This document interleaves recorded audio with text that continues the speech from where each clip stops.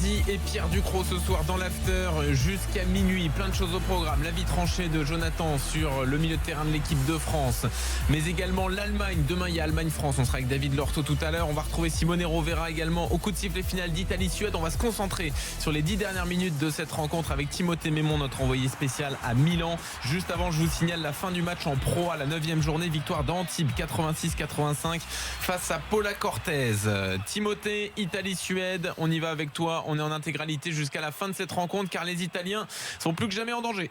9 minutes et 10 secondes à jouer dans le temps réglementaire. 0-0 entre l'Italie et la Suède. Pour le moment, les Italiens sont éliminés après la victoire de la Suède lors du match aller à Solna. C'était vendredi sur un but de Jakob Johansson. Les Italiens essayent mais n'y arrivent pas et on se demande comment ils vont y arriver parce qu'ils essayent par les côtés, ils essayent par l'axe, ils essayent de frapper de loin, de près et pour le moment ça ne veut pas y aller. Il manque finalement peut-être un peu de sang-froid à la finition dans les derniers instants. Alors Gianpiero Ventura a fait 3 changements. Ces 3 changements, il a fait rentrer El Shaarawy à la place de Darmian, Bernardeschi à la place de Candreva et Bellotti à la place de Gabbiadini. Et donc pas Lorenzo Insigne, le meilleur joueur italien. Toujours pas de Lorenzo Insigne, c'est une vraie surprise. On l'attendait titulaire pour cette rencontre.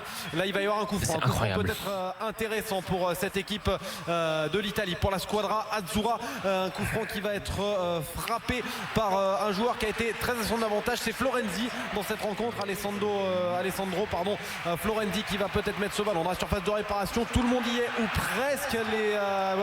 Entendez derrière moi San Siro en train de se lever, de pousser son équipe. Tout San Siro est debout, 72 000 personnes pour pousser les Italiens. Le ballon est mis dans la surface de réparation, c'est pas forcément très bien tiré, c'est dégagé par Kiese Telling. Un ballon qui va revenir tout de même là dans quelques instants pour les Italiens. On passe par le côté droit une nouvelle fois par le numéro 8 italien, le centre fort, la surface de réparation, la déviation de la tête, c'est sorti par Robin Olsen du bout des gants, du bout des poings. Une parade pas franchement difficile, mais il a préféré assurer, il a préféré mettre les points. Il est d'ailleurs pas très serein depuis le début de cette rencontre, Robin Olsen. Pas très serein mais efficace en tout cas. Il reste maintenant 7 minutes 30 à jouer et les Italiens sont toujours virtuellement éliminés. En tout cas ils n'iront pas à la Coupe du Monde si le score en reste là. C'est très chaud Pierre. En tout cas on se demande ce qu'il faudrait faire de plus dans ce match là. On va faire monter Buffon peut-être.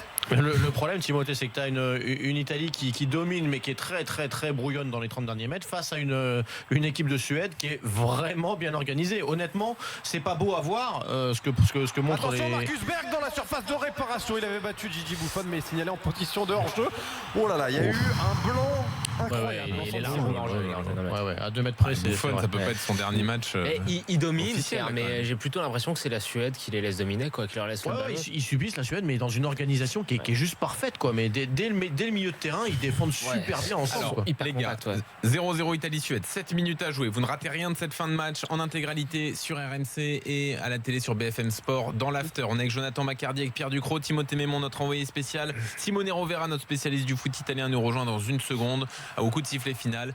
Je vous rappelle qu'il est 22h30 et que si vous n'avez pas suivi cette information, décès de David Poisson, le skieur français médaillé de bronze en descente aux mondiaux 2013, est décédé suite à une chute à l'entraînement au Canada. Il était âgé de 35 ans. Triste nouvelle. Vous avez plus de détails avec l'hommage qui s'ensuit sur rmcsport.fr, notre site internet. On revient au direct, le foot, Italie-Suède, Timothée Mémon. Ouais, ce nouveau coup français, Federico Bernardeschi, le joueur de la Juventus qui va s'en charger, mettre ce ballon à la surface de réparation. Un coup de pied arrêté qui se situe sur le côté gauche quand on regarde la cage de Robin Olsen à une 35 mètres peut-être du poteau de corner, sous les yeux de Gianpiero Ventura, un entraîneur extrêmement contesté. Ballon dans la surface de réparation, ce sera sorti sans problème par une tête suédoise. Dans le domaine aérien, les Suédois ils ont été conformes à leur réputation, à savoir impeccable. Il n'y a rien à dire là-dessus. Ils défendent très bien et d'ailleurs Jonathan le faisait remarquer, les Suédois ont décidé de laisser le ballon aux Italiens. Hier ils ne s'en cachaient pas.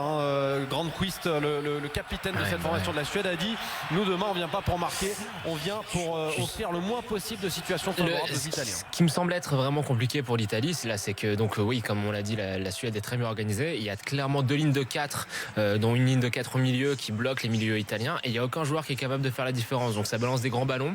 C'est un peu au petit bonheur la chance. T'as Chiellini qui est quasiment en position d'avancement pour faire parler son jeu de tête. Et devant, les joueurs qu'il a fait rentrer, je suis désolé, mais ça se marche sur les pieds. Pourquoi El Shaarawy est rentré? Pourquoi Lorenzo Insigne reste sur le banc? Je trouve qu'il n'y a que des mauvais choix. Un joueur comme Insigne aurait pu justement faire la différence au milieu de terrain, mais là... Gardons ces arguments pour la fin de match. On va rester vraiment sur le direct. On aura le temps de toute façon de tirer les conclusions qui s'imposent sur Ventura, sur ses choix, sur ce qu'a fait la fédé italienne depuis 2 ans. Mais on reste sur le direct. L'Italie est à un but d'arracher une prolongation. Rappelons-le, c'est l'enjeu des minutes qui viennent, Timothée. Et le dégagement pour les Suédois, 5 minutes à jouer à la tête de Chiellini avec ce ballon dans la profondeur pour aller le disputer. L'infatigable Ciro Immobile, un ballon mal négocié, mal dégagé par la défense suédoise. Le centre italien, ce sera sorti par la tête de Granqvist, un ballon qui va revenir côté droit avec Florenzi qui revient, destination de Jorginho, ballon à la surface de réparation, nouvelle tête. Il faut arrêter de mettre ces ballons aériens. Ils ne prennent pas un ballon de la tête, les Italiens, ils s'entêtent à mettre des ballons dans les airs pour répondre un petit peu à Jonathan sur les rentrées sur les côtés, notamment celle d'El Shaarawy. Il faut dire quand même que Darmian n'a pas été grandiose aujourd'hui. Il a été très bon au match aller. Attention, ce ballon à la surface, ça va revenir. Peut-être la reprise de volée, c'est surpuissant. Et la parade de Robin Olsen. Oh, la frappe surpuissante de Bernardeschi. Un ballon bien ressorti par le gardien suédois avec Bernardeschi. Petit festival dans la surface de réparation. Peut-être une nouvelle chance pour la squadra Azzurra avec ce ballon retrait pour Chiellini qui est quasiment en situation d'avant-centre. Le centre au second poteau. Ce sera sorti par une tête suédoise. C'est un attaque-défense, mais ça fait 86 minutes que ça dure cette attaque-défense. Et les Italiens n'y arrivent pas. 3 minutes pour marquer un but pour les Italiens, 3 minutes pour s'offrir une prolongation. Sinon, ce serait la première fois depuis 1958 que l'Italie ne se qualifierait pas pour une Coupe du Monde. Ça va faire bizarre. Timothée. Ouais, ballon dans la surface de réparation. Et cette balle qui va passer au-dessus d'une tête italienne. Nouvelle possibilité de centre avec peut-être cette tête au second poteau et personne pour reprendre cette balle. Près de la ligne avec Robin Olsen qui a accompagné ce ballon mais qui n'avait peut-être pas senti la présence de Ciro Immobile qui n'était pas très loin de pouvoir reprendre cette balle. 3 minutes à jouer, 3 minutes pour marquer pour l'Italie, pour arracher, on le rappelle, des prolongations. Un but ne qualifierait pas l'Italie, ça n'est pas aussi simple que ça. Il y aurait prolongation et vu la débauche d'énergie italienne, nul ne sait ce que cela pourrait donner si on allait plus loin. 2 minutes 30 à jouer, 0-0. Marco nous dit sur le hashtag RMC Live, vous ne parlez que de l'Italie, mais la Suède fait un gros match. Les Italiens sont trop nerveux. On est d'accord. Ils sont bien gros match défensivement, mais pas bien quoi, tu vois. Mais tu peux faire un gros match tactiquement et dans l'organisation, ça existe. C'est bien, ils sont là pour chercher la qualif. Et Med nous dit, il va venir à la dernière minute le but pour l'Italie. Il reste encore du temps dans le temps réglementaire, quelques secondes encore, Timothée Mémon. Et Marco a totalement raison, ils ont très bien abordé même la double confrontation dans son ensemble. Je pense les Suédois, ils font vraiment les barrages qu'il faut. Peut-être ont-ils appris d'un barrage récent joué contre l'équipe de France. Ballon dans les pieds italiens avec cette balle pour Chiellini sur le côté gauche pour El Shaarawy. Allez, petit Pharaon qui va tenter sa chance. Ce sera un ballon contré, ça va revenir vers Bernardeschi. Le centre de Bernardeschi, c'est dégagé. Ça sera sorti en 33 temps, coup de billard en faveur de l'équipe suédoise. Et Gigi Buffon à 50 mètres de saccage qui vient récupérer ce ballon en position de libéro, la transmettre à Barzagli. 1 minute 30 à jouer, 1 minute 30 pour marquer pour les Italiens. La déviation de la tête de la surface de réparation. Granqvist qui temporise un petit peu, pressé par Bonucci. C'est Bonucci qui est c'est bien, bel et bien Bonucci qui est en position de numéro 9 devant 1 minute et 15 secondes. Il y aura du temps additionnel parce que la seconde mi-temps a été hachée. 1 minute pour marquer, sinon l'Italie regardera la Coupe du Monde à la télé en juin prochain. Faut attendre le dernier corner pour que Buffon monte. Sinon, c'est la fin de sa carrière internationale en compétition à Buffon. Il y aura peut-être sans doute des matchs encore derrière, mais bon, pour la compétition, je suis pas sûr qu'il n'arrête pas. Dans la foulée, c'est possible. Allez, Timothée. 175e sélection aujourd'hui pour Gianluigi Buffon. Si c'est lui qui monte et qui va marquer le but de l'égalisation, c'est plus un monument, c'est une statue digne des colosses de Rhodes qui vont lui construire en Italie. Ballon dans les airs, une nouvelle fois dégagé par la défense suédoise. Ils les prendront pas comme ça. Ils les prendront pas. Mais ils n'ont plus le choix là. C'est sûrement pas comme ça qu'ils vont les prendre. Effectivement, Barzagli qui fait une faute idiote là et qui va donner des secondes, offrir des secondes à l'équipe suédoise alors qu'il n'en reste que 20 à jouer de ces secondes. Oh, qu'est-ce qu'elle fait mal cette faute. On va 0-0. Si vous nous rejoignez seulement maintenant sur RMC, vous êtes dans l'after. On suit en intégralité Italie-Suède les dernières secondes. L'Italie peut-être en dehors de la Coupe du Monde en Russie. On entre dans le temps additionnel 0-0. L'Italie doit marquer pour s'offrir une prolongation. On est avec Pierre Ducrot, avec Jonathan Macardy et Timothée Mémon, notre envoyé spécial à Milan. Je sais pas, Pierre, j'allais juste dire rapidement, je sais pas si Buffon va marquer un but en montant sur un corner à la fin, mais en tout cas il a eu avant le match un très on y reviendra. On en parlera. T'as raison, on y reviendra avec Simonet tout à l'heure. 5 minutes Timothée, c'est ça? Ouais, 5 minutes de temps additionnel. C'est long encore, par le public. Ouais, c'est long et on est rentré dans ce temps additionnel depuis 15 secondes. Le coup franc qui est mal négocié par les Suédois qui vont rendre la balle aux Italiens en mettant cette balle en touche fortuitement évidemment. Barzagli qui va glisser ce ballon côté droit vers Florenzi qui est à hauteur de la ligne médiane, qui va mettre un long ballon devant, un ballon aérien une nouvelle fois au contrôle délicat mais réussi de la part de Bonucci qui était monté, qui est toujours en avant-poste, qui est resté aux avant-postes plus exactement. Il n'en redescend plus de cette position de numéro 9, Leonardo Bonucci, lui qui en première période semblait blessé, qui est resté, qui a serré les dents, qui est toujours là. Est-ce que ce sera lui le héros? Ballon à la surface de réparation et alors le ballon qui a peut-être été touché par une main suédoise évidemment. 72 000 spectateurs de San Siro réclament le penalty qui pourrait être celui de l'égalisation. On n'a pas de retour écran, vous allez pouvoir siffler en tout cas. m'aider. Votre meilleur ce soir, on a le droit de faire des mains dans la surface, meilleur ce soir. Écoute, on va revoir ça en tout cas, quoi qu'il arrive, il n'est pas sifflé. 4 minutes encore dans le temps additionnel, 0-0 entre l'Italie et la Suède. 0-0 là, la grosse faute italienne. Ouais, là il se venge un peu, c'est Belotti je crois qui est venu faire cette faute. C'est lui qui a pris le carton jaune en tout cas. Est-ce que c'est un carton jaune de contestation? Non, il y aura un carton jaune pour Belotti et un autre pour Bernardeschi.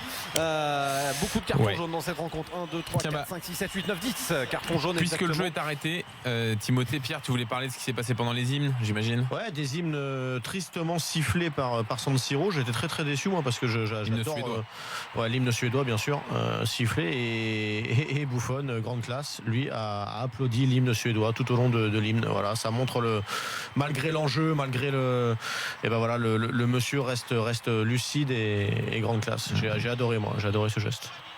Ça résume bien. Il avait fait ça avec l'équipe de France aussi. Ouais, c'est vrai. Gigi Buffon.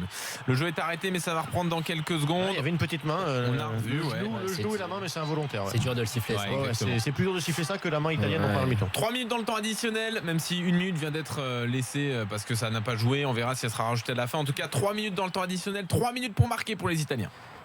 Pour marquer ce dégagement suédois, il faut mettre ce ballon au sol. On autorise même les ramasseurs de balles à rentrer sur la pelouse pour enlever le deuxième ballon alors que le jeu est en cours. Évidemment, ils ont des consignes, les ramasseurs de balles, depuis le début de la seconde période.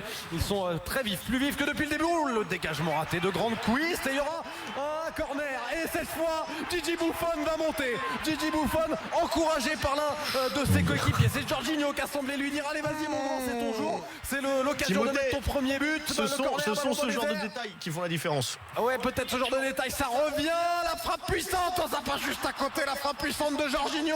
Oh, le bel équilibre de la part de Jorginho sur cette frappe et il y aura un carton jaune sorti à l'encontre de Robin Olsen. Pourquoi? Je ne sais pas, pour gain de temps vraisemblablement. Robin Olsen qui est resté au sol après cette frappe puissante. 2 minutes pure. Encore.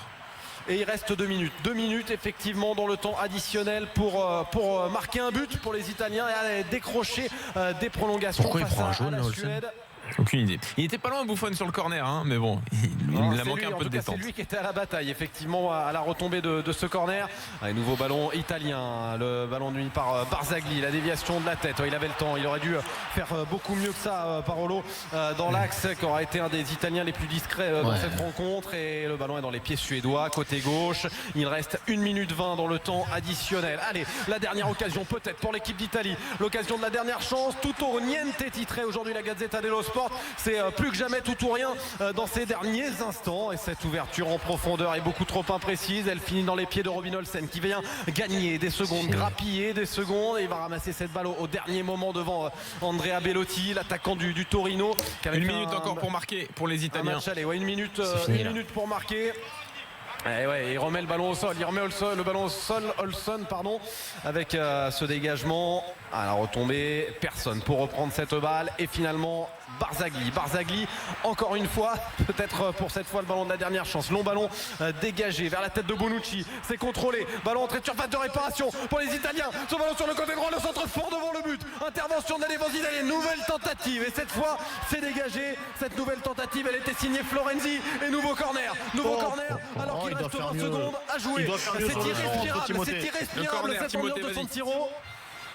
Pardon? Vas-y, le corner, bien sûr, vas-y. Ouais, le corner, 15 secondes à jouer dans le temps additionnel de cette rencontre. Gigi Buffon est dans la surface de réparation, tout comme 9 de ses coéquipiers. Le ballon qui est mis dans le paquet, ce sera dégagé, ça va revenir entrée de surface. La tentative de frappe, ballon contré, position de hors-jeu, signalé à l'encontre de Giorgio Chiellini. Et c'est terminé.